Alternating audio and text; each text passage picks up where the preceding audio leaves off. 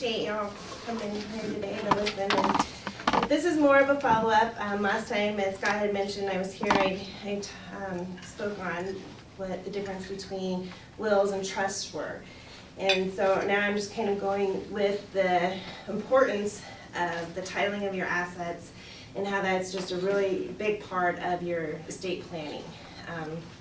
Feel free to ask questions throughout. I know this is a large topic for all individuals, and so anytime you have questions, just feel free to interrupt me. But I do have the handouts, and I like to really discuss what's the importance of titling your assets and what that means. And it determines your rights of the property during your lifetime, and then who's to inherit those properties, those assets that you're passing. So the importance of that is if you do not title the assets in accordance with your estate plan, then your estate plan's not a functioning plan. And I'm going to go into what the different title assets, how you can title your assets and what those different definitions mean and how that might affect your plan. So I'll just go through one by one, and it's the second page of the handout. I have a listing of the different asset titling. And the first one is a sole ownership. And what a sole ownership means is that you have full ownership individually to that asset, that property. And so if you have it just in your name, you have the ability to use it, tailor it to your needs during your lifetime. At your passing, it will go through probate. And if you have a will, the will dictate how who inherits that asset or how that would be distributed. If you don't have a will, it goes per state statutes. So then the state statutes will dictate who will receive any assets that are just titled in your name solely. If you have the very common titling of assets is joint ownership with rights of survivorship. And this could be with one or multiple individuals. It doesn't have to be a relation, it could just be with any individual that you've named as a joint owner. The joint ownership does avoid probate because at your passing, the passing of the owner, it just passes to whoever the survivor is on that asset. What having a joint owner with rights of survivorship does though is that property is subject to creditors of any owner of that property. At the passing of an owner, it does receive a step up in basis. So if you have investments or a house in joint ownership, it does receive a step up on my cost basis for some tax savings when you go to sell that property. But it is subject to all owners' creditors. At any time, any owner can come and take the asset because it's their joint property. So a little difference. A lot of people tend to put joint ownerships with their estate planning, but not thinking, or a common, thought out plan is who will pay for the final expenses. If you have everything in joint ownership, no one's responsible for paying any of your final expenses because that joint property now belongs to the survivor. So that's something to consider when you're doing your planning if you've decided to do joint ownership, just how you're planning for your final expenses, or if there was any other kind of gifting, or if you wanted to go to a charity, that will not pass through. It's not the responsibility of the joint owner, because the joint owner, that's their funds now, and they're not responsible for any of your wishes or your expenses. So that another titling of property is the tenancy by entirety, and that's with spouses. And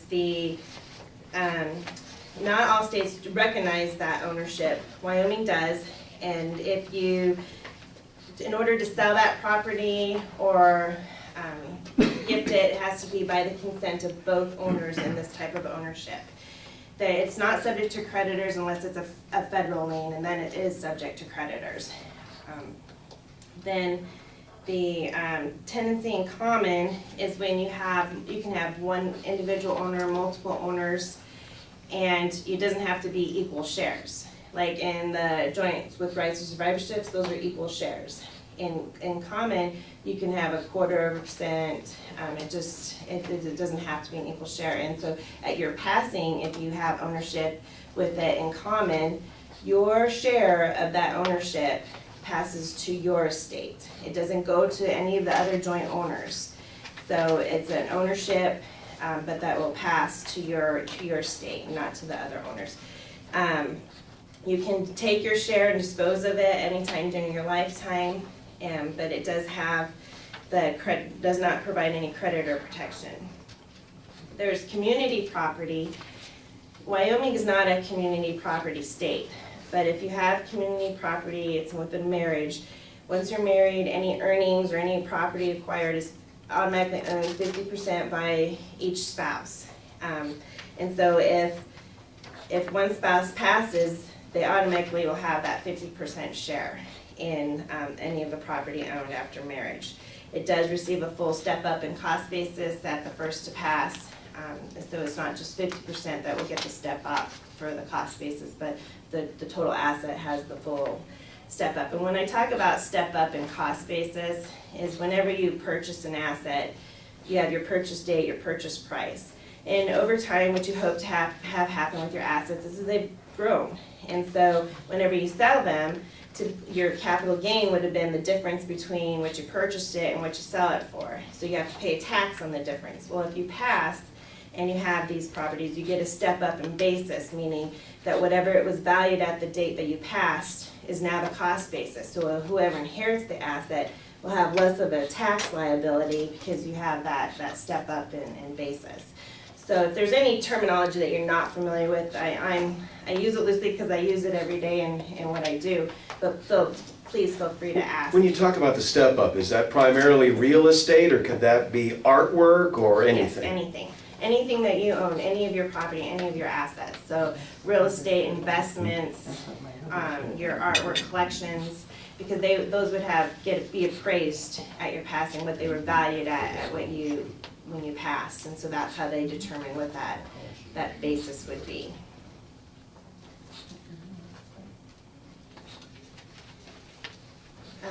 Another common use of how you title assets is when you have executed a trust document and you have created your trust. During your lifetime, it's a revocable trust, and you can make any changes to it during your lifetime. And it provides for you just as if it was your asset. It's provided for you during your lifetime. When you pass, it passes per the terms of your trust document. So you can really tailor your trust document to your own individual needs.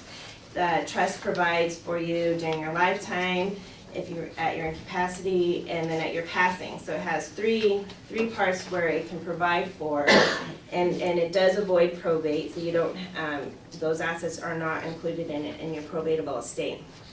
And just to touch on what a probate estate is, in the state of Wyoming, if your assets are over $200,000 that are just owned in your individual name, not a joint ownership, not a beneficiary designation, not in a trust, those are probatable assets.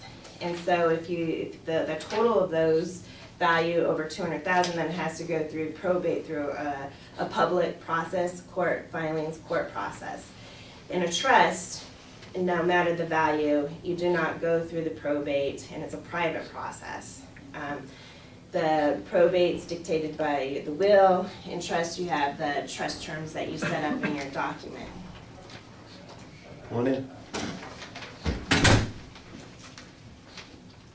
That I don't know. Go right ahead. I'll get you a chair here. There's different types of beneficiary designations, and you see that a lot if you have retirement accounts, annuities,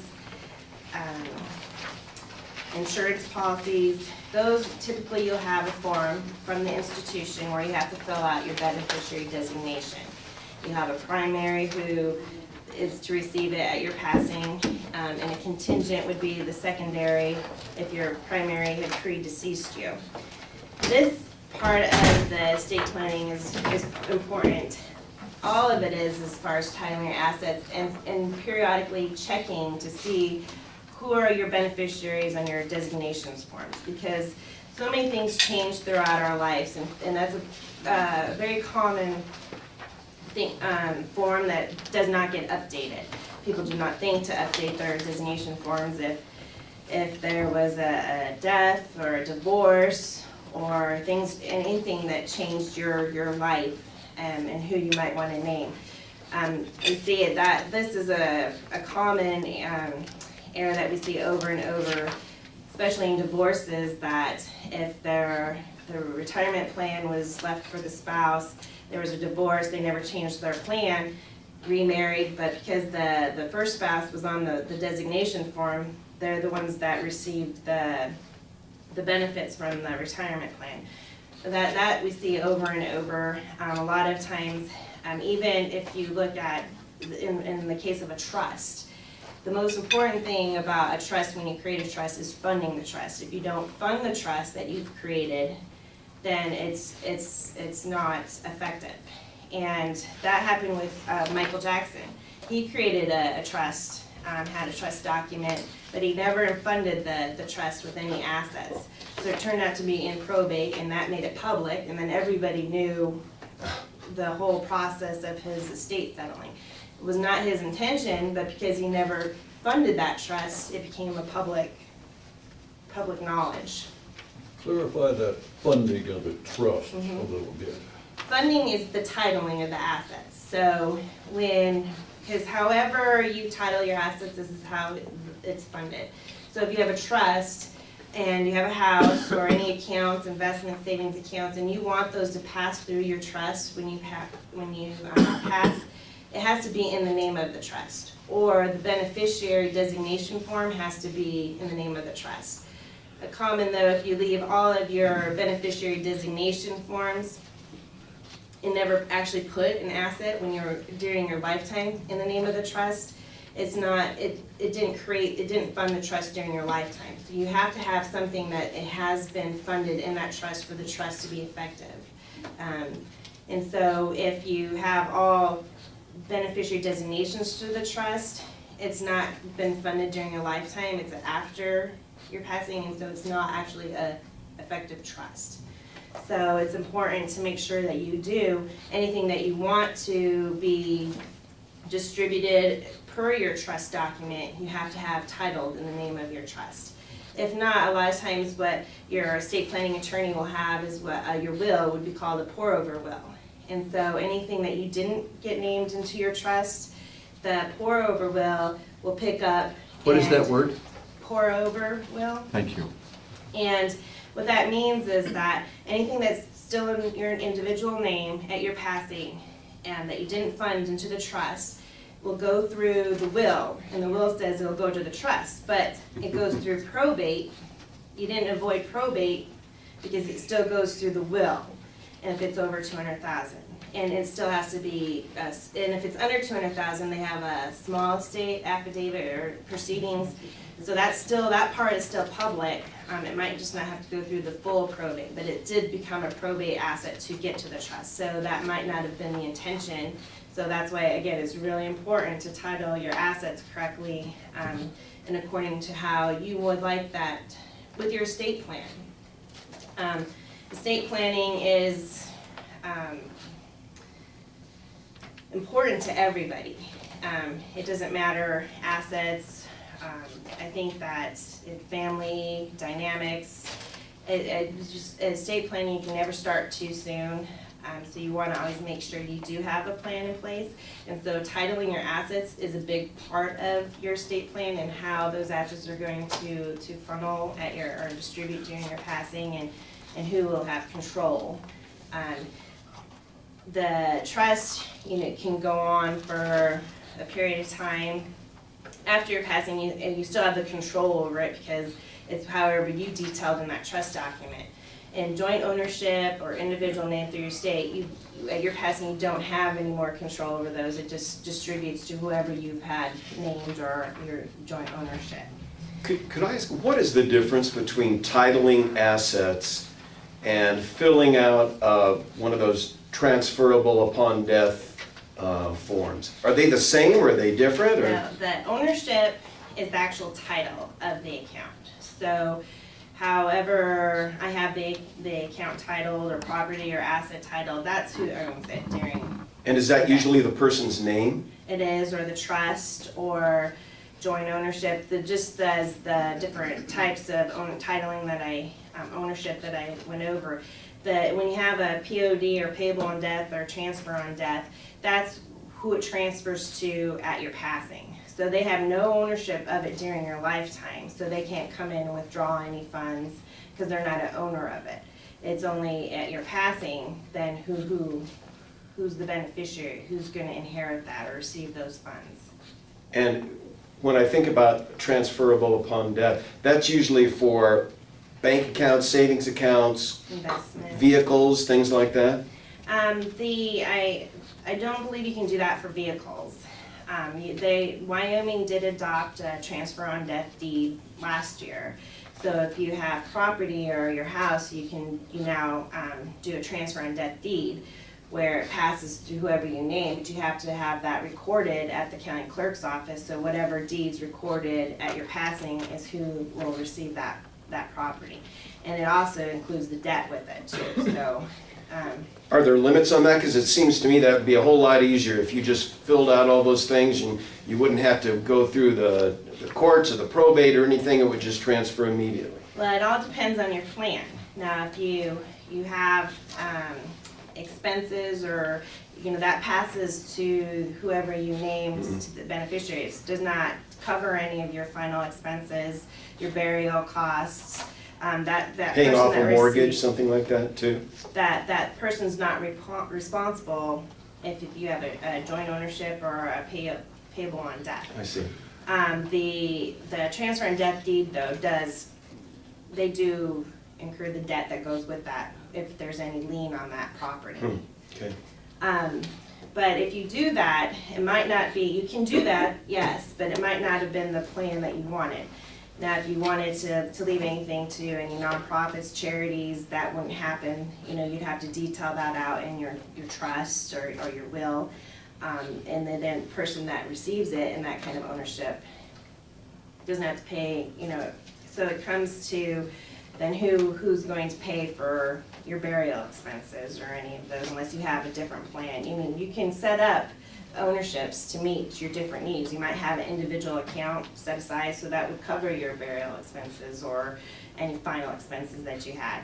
And then you have the rest in joint ownership, but you just want to make sure that, or payable on death. If you have it in joint ownership, that whoever the joint owner you've named with you can take that property at any time, and it's subject to their creditors, divorces, or anything. So depending on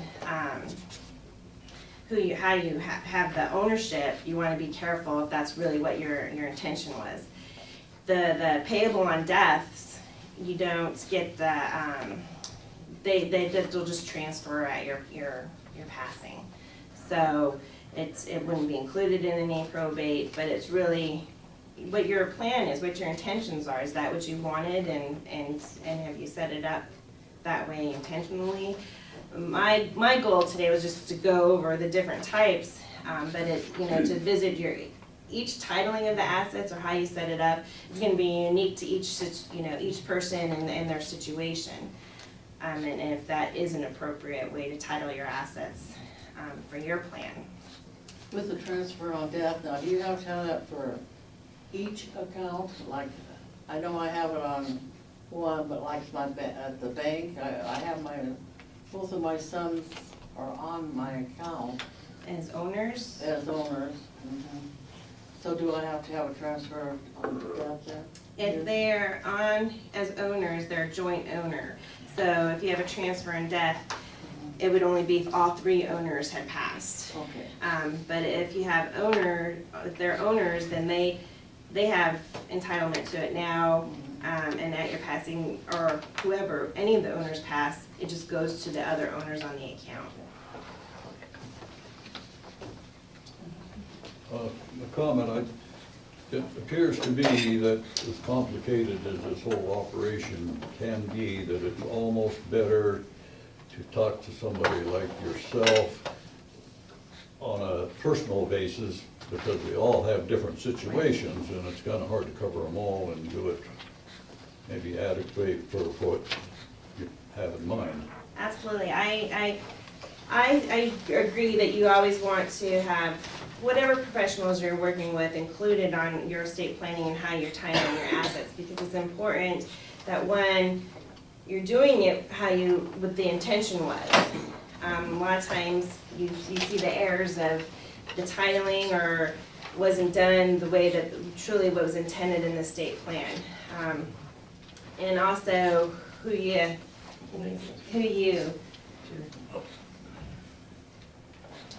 working with, when you include any professional can really guide you through that to make sure it is set up the way you had intended. Well, it sounds to me like it's easier if you have a spouse. For those that don't have a spouse, why then it seems like to get this taken care of, it becomes a little more difficult. It does, because then, who's gonna take care of? See, there's other things to consider when you're doing your estate plan too. And if you're, and in any case, spouse or no spouse, is if something happened to you and you were incapacitated, who's gonna take care of all your finances for you, or make sure that you're taken care of?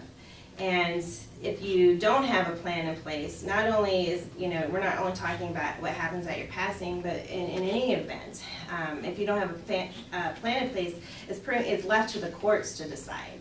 And a lot of people would not prefer that. They'd want to have their own plan in place.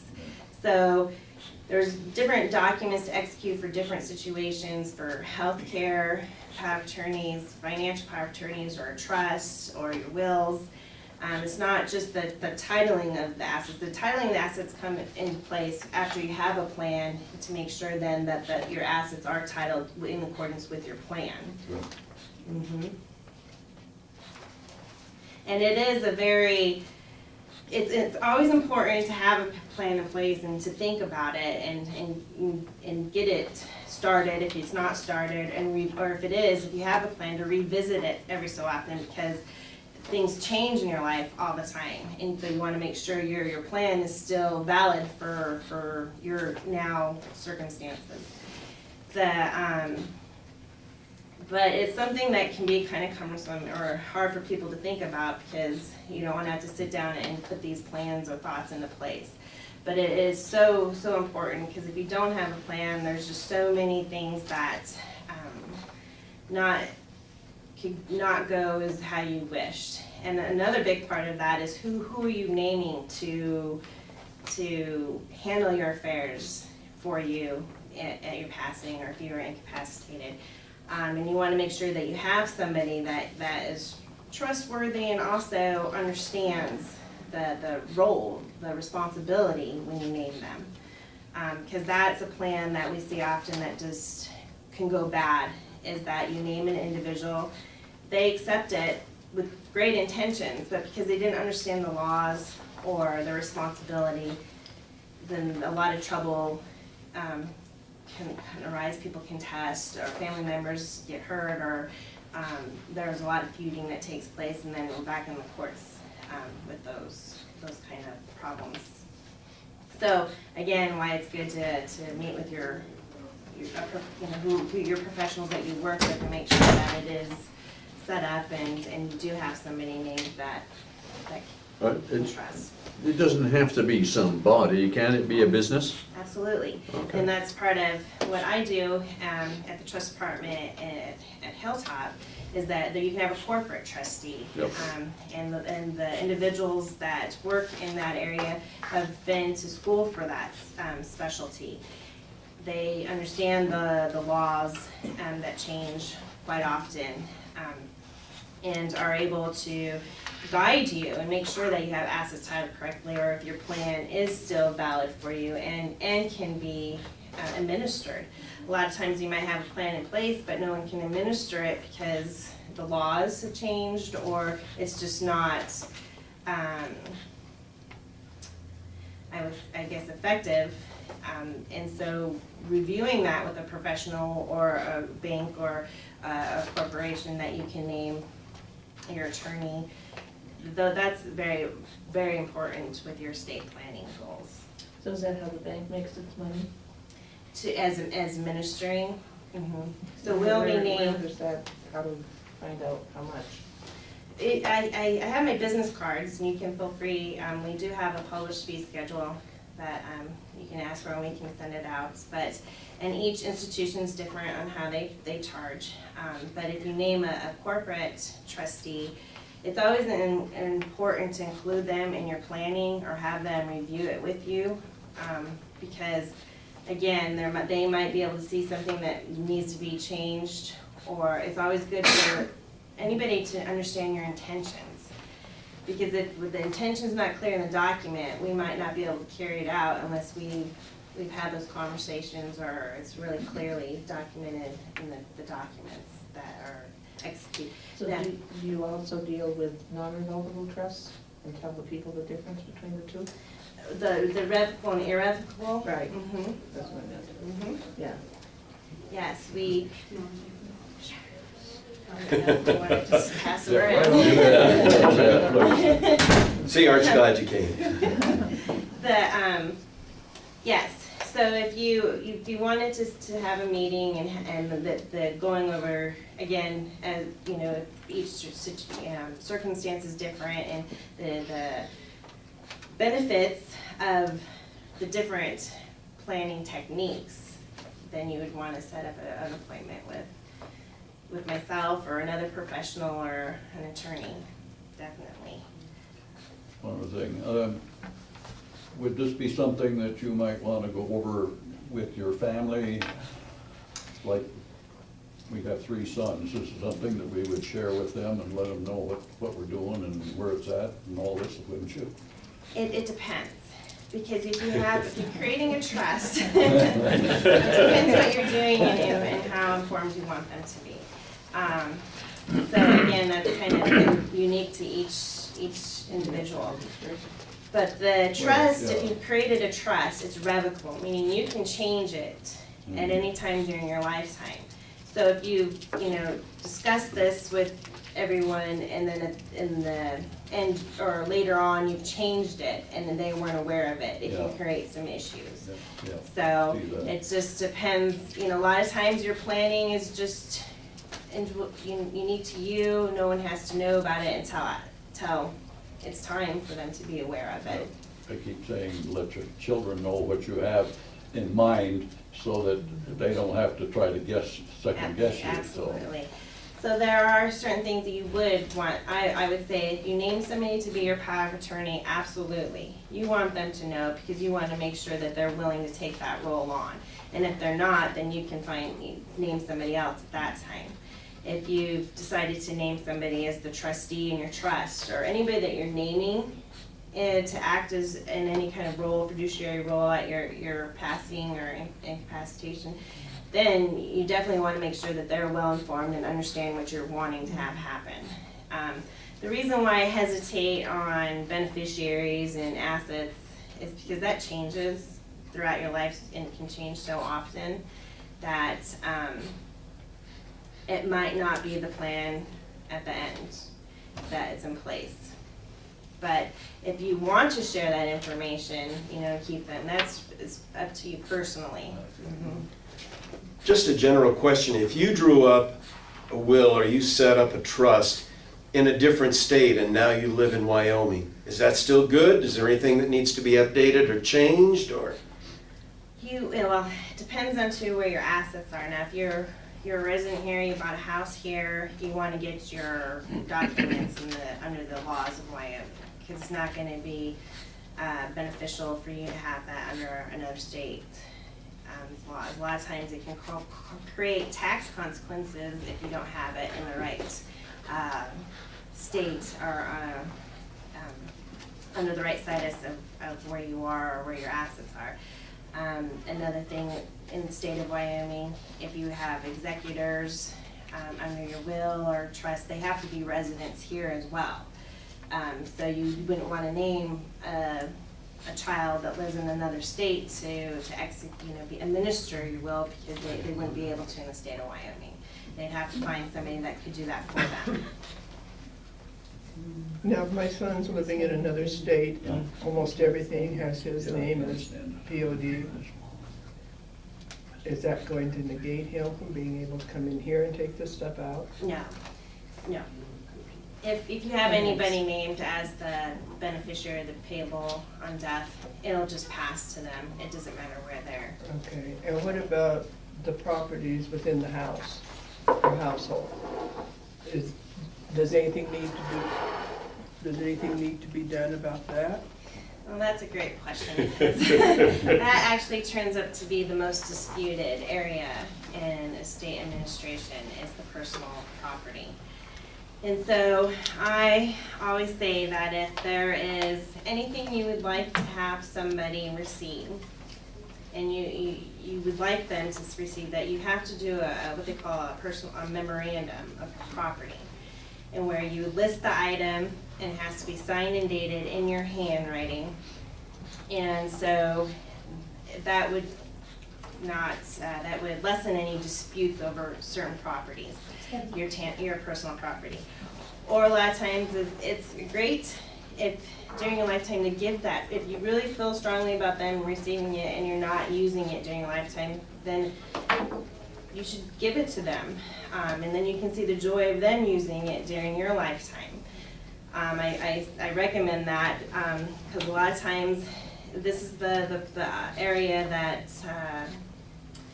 the most fighting occurs during families. And so if you don't have a memorandum in the properties there, it's going to pass however your plan is. If you have a will in accordance with, it'll just be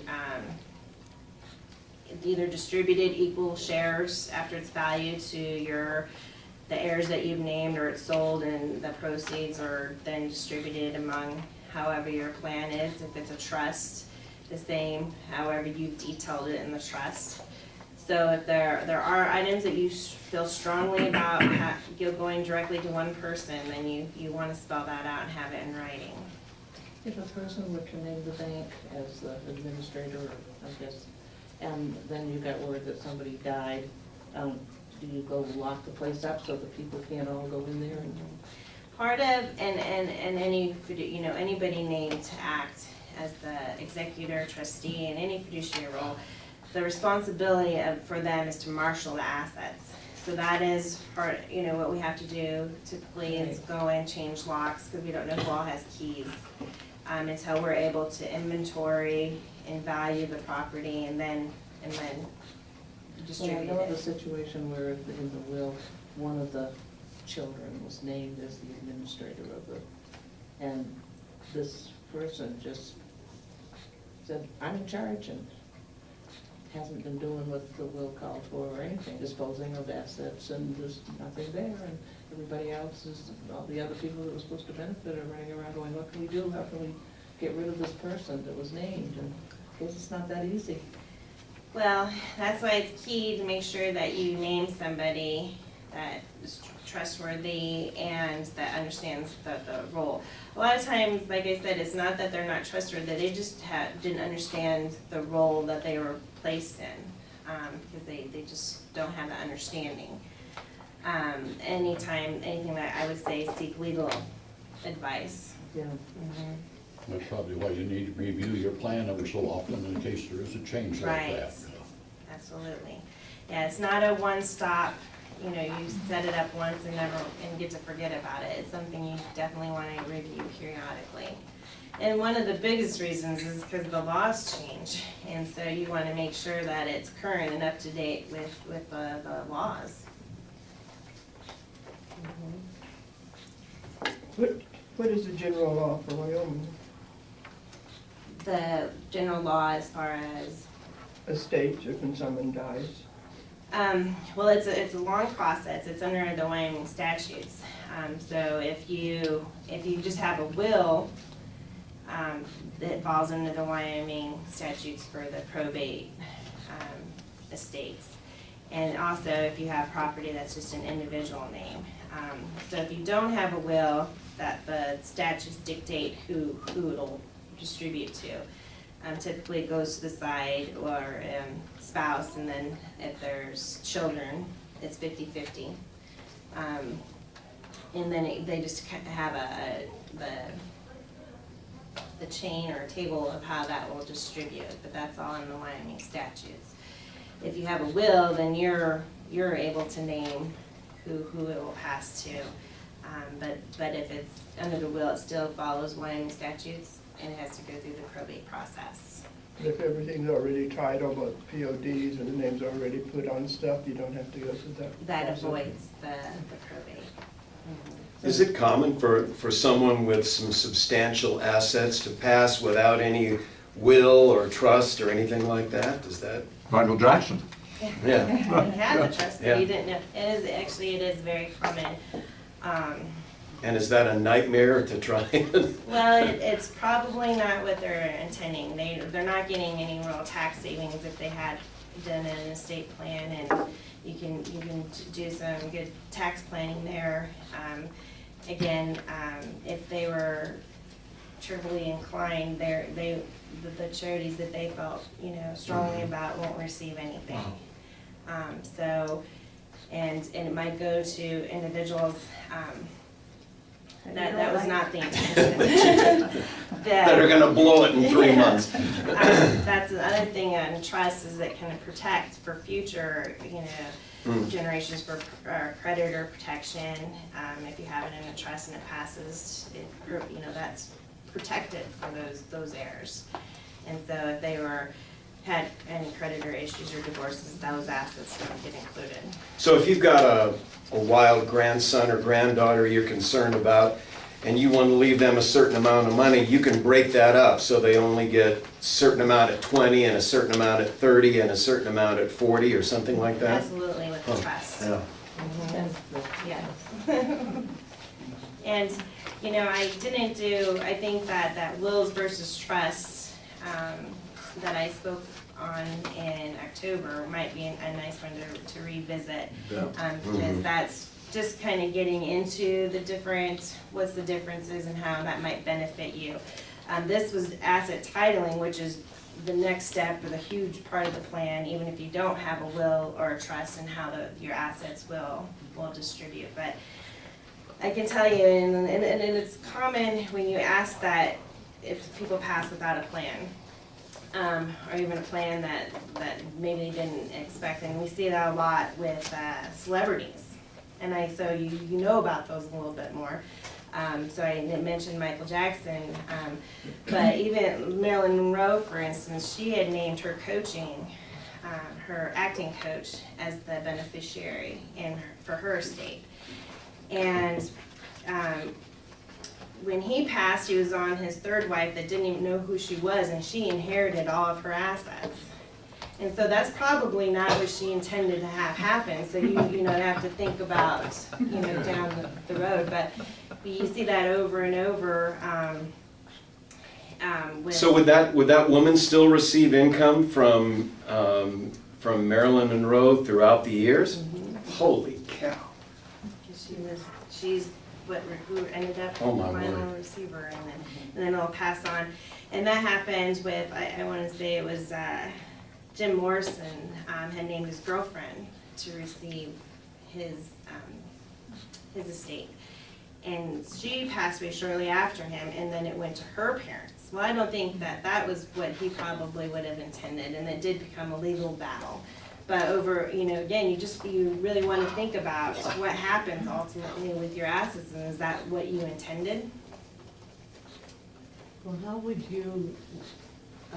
would Marilyn have arranged it so it would have had a different outcome? A trust.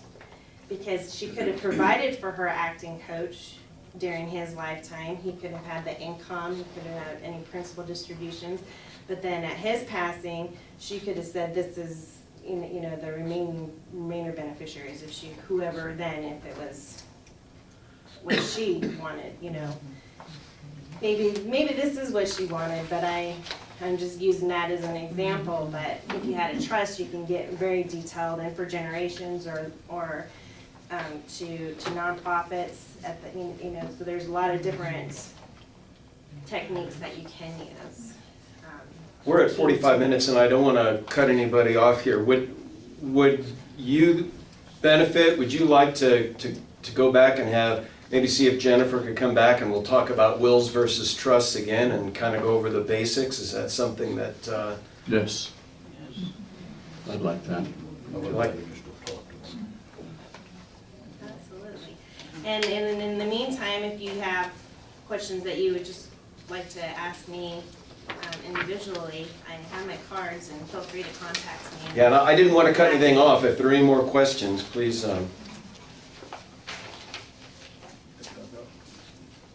If you have a will, does it still have to go through probate? It does. The only trusts avoid probate, wills are probate. But for a trust to work, it needs a will to point, doesn't it? No, if for a trust to work is you titling your assets. That's what in you've the been name of talking the about trust. today. Mhm. But, and that's enough? Is that enough? I thought that the That's trust, fine. I mean, I thought the will had to say, hey, that's where I want you to all look. The will would be a catch-all for anything that you didn't name, title in your Yep, trust. Yep, If you have an asset that you forgot was just in your name, yeah, then the will will pick it up and say that that's gonna go to the trust. okay.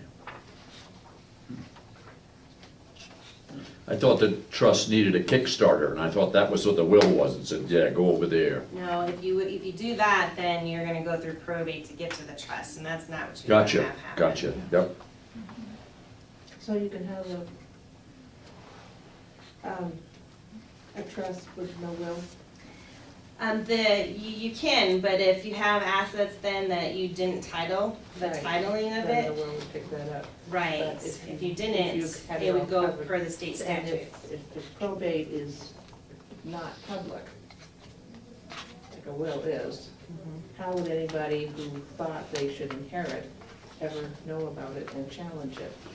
So there's part of the process is that, that you're passing, there's notification sent that there is a trust, but they don't get to see it or know anything about it, that they would be notified. So what typically you might see in the paper a lot, is an intent to distribute a trust. And then you're putting anybody on notice for 120 days that there's a trust.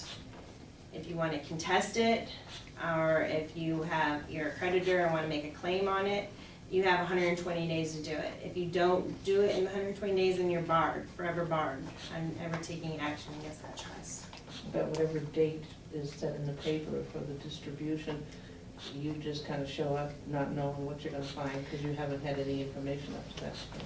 Well, if you're an heir or beneficiary of it, you've been notified. Right, but if you haven't, then, and you think you should, Yeah, if you're not named anywhere, you're not gonna get any notification. you just show up and go, don't do it, Judge. Yes, it'll be a hard battle. You'd have to have some good grounds because they have their plan and it was outlined.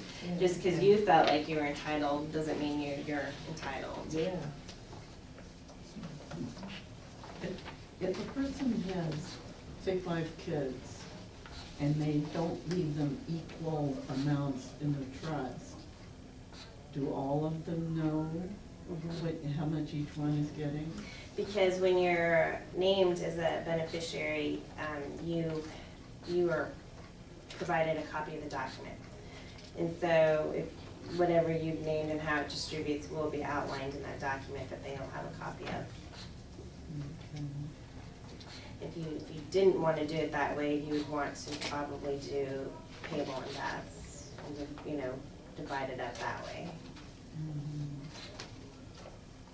If you didn't want them to know, because if it was a payable and death, nobody knows but the beneficiary names.